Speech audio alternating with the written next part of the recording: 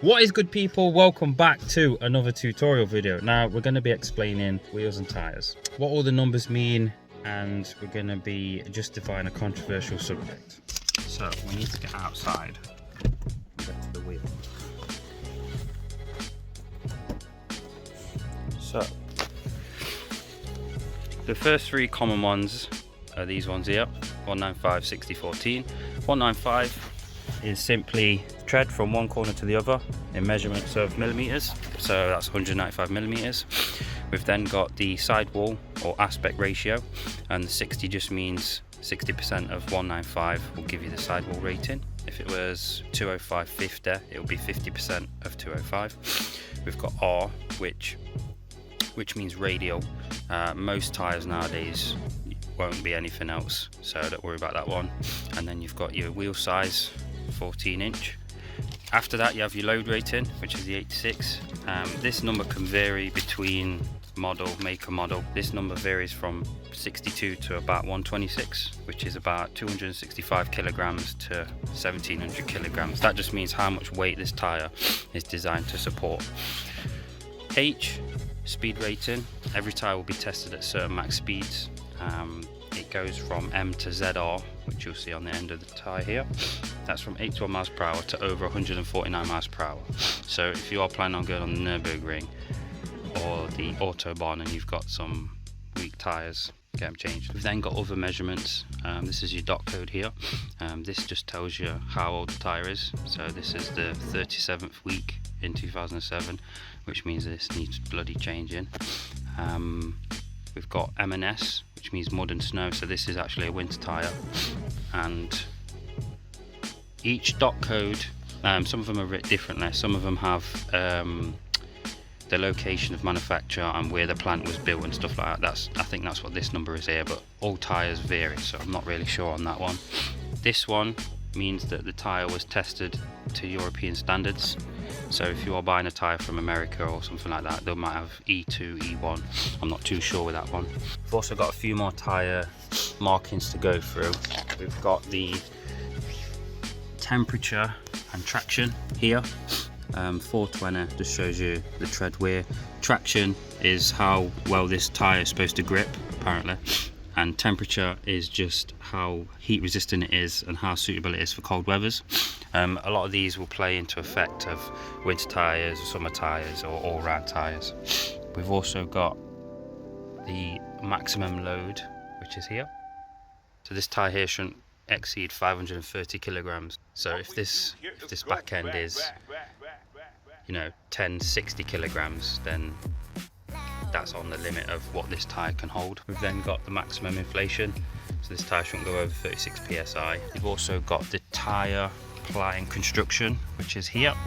So one polyester ply, two steel plies for the tread, and then one polyester sidewall tread. That just, again, it's not very important, it just tells you how the tyre is designed. If we go to the wheel though, that is the part number of the wheel. We've then got the one next to that, which is just a Volkswagen stamp to prove authenticity. We've got this one here, which is its build date, so 1997, which is the age of the car. We've then got, this one's quite hard to see because of the dirt. This one says something, ET42, I think, and that's the offset. Offset is quite difficult to explain. Probably looking at pictures is easier to explain. The higher the offset, the closer in the wheel will stick. The lower the offset, the further out it will poke. Simple enough. The next one we have is 6J. So 6J, we've got 6, which is the width of the wheel in inches, and then J is not the unit of measurement. I know a lot of people on the car pages do write 6J wheels, 7J wheels. The J is actually the profile of the bead on the wheel. It's nothing to worry about. Most cars will either have J or JJ, but that is not the unit of measurement, so people stop doing it on car pages because it's annoying. We've also got this number here, which is difficult to see. It's 14. That is the diameter of the wheel. And then we've got H2 next to it. This measurement is not really important. It just defines the well construction. I will put a picture up now just to give you an example. Again, that that size we don't really worry about. We don't use that when buying tyres or anything like that. It just tells you how the wheel was designed. It's just a bit of a guide to give you guys a bit more information on wheels and tyre sizes, mainly because I'm sick of hearing people say 6J wheels, but it is what it is. You'll see all of the wheels will either be J or JJ. There's nothing that really varies from that. There is a B profile. I'm not really sure what that is for. It might be a truck wheel or bike wheel. You know, someone may be able to, you know, correct me in the comments down below. There are certain other ones on the wheel which I can't really show you, and that's stuff like the bolt pattern.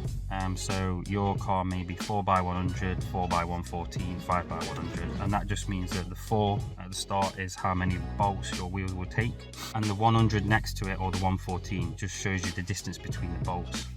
And it just gives you an insight of if you're trying to buy some aftermarket wheels, if they will fit your car. There tends to be quite a lot of questions on wheel pages like, oh, will this fit my 2005 Corsa? And they'll show you a picture of some wheels. And with this information, you won't need to post online or, you know, do some research, maybe get the wheels wrong. Often that happens. If you're looking for advice fitting wheels and tyres, that's when it gets a little bit messier, because there's tons of variables. Different cars have certain offsets. If you're lowered, if you're watching this video on help, on advice on what fitment of wheel you want to run on your car, this is not that. This just gives you the overall principles of wheel sizes and tyres. If you do want to look at fitment and poke, stretch, all that kind of stuff, I do use a website all the time. It's called willtheyfit.com, and you put in your existing setup on your car currently. So mine would be 195/60/14, and put in the offset ET42 and the width of the wheel, which mine is a 6-inch. You put in the new setup on the new wheel. So let's, for example, use a Borbet A, 9-inch. That'll be a 16-inch by 9 and ET15, I believe. And then you can run your tyre sizes from that. Put all that information on the website, and it will work out how far out your wheel will poke, how closer into the strut it will poke, how much it will mess up your speedo if you're running a lower profile tyre. It gives you everything, loads of different statistics and numbers to work out. So that's very useful for working out your fitments. I think this video is a good basic starting point and giving you the knowledge about offsets and inches and stuff like that. But there are tons of videos online about how to work out your offsets and stuff like that, especially if you don't know them. If you have got banded steels, or if you've got split rims, you know, that's going to affect the offsets as well. But again, we're going into a deeper realm. There are some videos online about working out offsets and stuff. Maybe I'll do one in the future, who knows, but there are some already out there. I hope you guys did enjoy this little tutorial, nice little video. Hopefully you guys were informed. I do have a few other tutorials on the channel. Leave them in the tutorial playlist.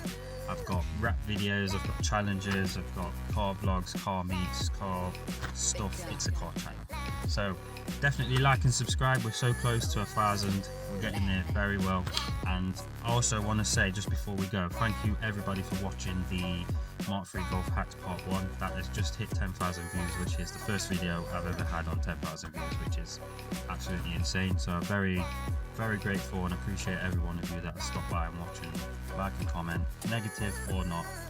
No, I should say not negative, because we don't need negativity in this world in a minute.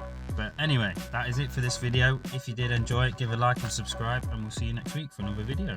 Peace!